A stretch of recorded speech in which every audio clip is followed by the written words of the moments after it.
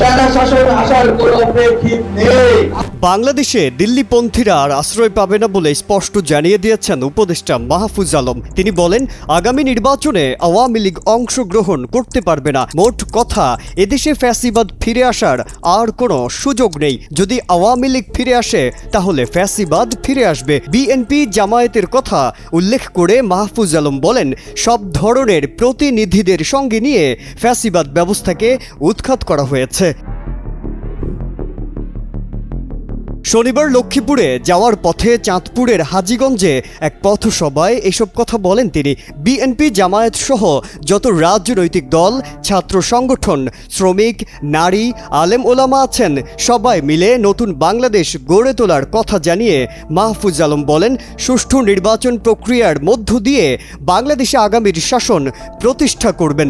বলেন, বাংলাদেশের জনগণকে নিয়ে বৈষম্যহীন ইনসাফমূলক একটি শাসন ব্যবস্থা কায়েম করা হবে।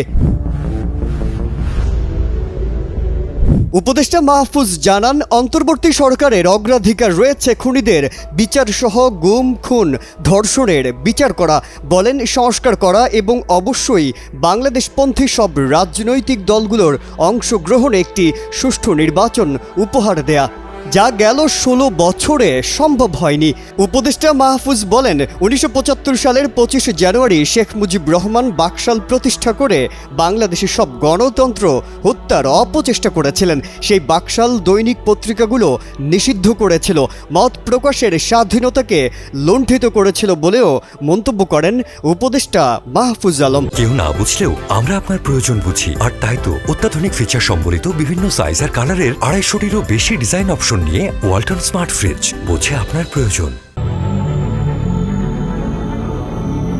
শেখ মুজিবুর রহমান বাকশাল প্রতিষ্ঠা করার পর কয়েক হাজার বিরোধী দলীয় নেতৃবৃন্দকে গুম করেছেন উল্লেখ করে মাহফুজ বলেন, আওয়ামী লীগের নেতৃবৃন্দ একই স্টাইলে মানুষকে গুম খুন করেছিলেন।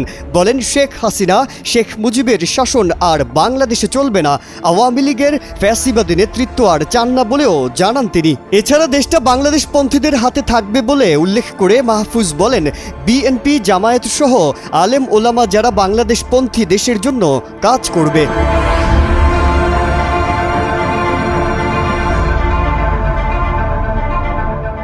মাহফুজ আলম বলেন, শেখ হাসিনার দীর্ঘ স্বৈরাচারী আমলে বাচ্চাদেরকে গুম করা সহ মা বোনদেরকে ধর্ষণ করা হয়েছে। বলেন, হাজারো জনগণকে পঙ্গু করা হয়েছে।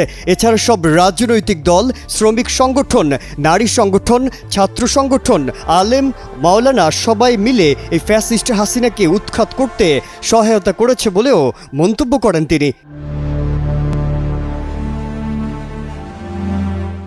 ফ্যাসিস্ট হাসিনা তার শাসনামলে প্রতিষ্ঠানগুলোকে কবজা করে মানুষের উপরে গণহত্যা চালিয়েছে উল্লেখ করে মাহফুজ বলেন, এদেশের মাটিতে তার বিচার করা হবে। এছাড়া বৈষম্য বিরোধী ছাত্র আন্দোলনের নেতৃবৃন্দ, চাঁদপুর নাগরিক কমিটির নেতৃবৃন্দ, ইসলামী ছাত্র আন্দোলন ও ছাত্র জনতা উপস্থিত ছিলেন। মাজহারুল আলম, কালের কণ্ঠ।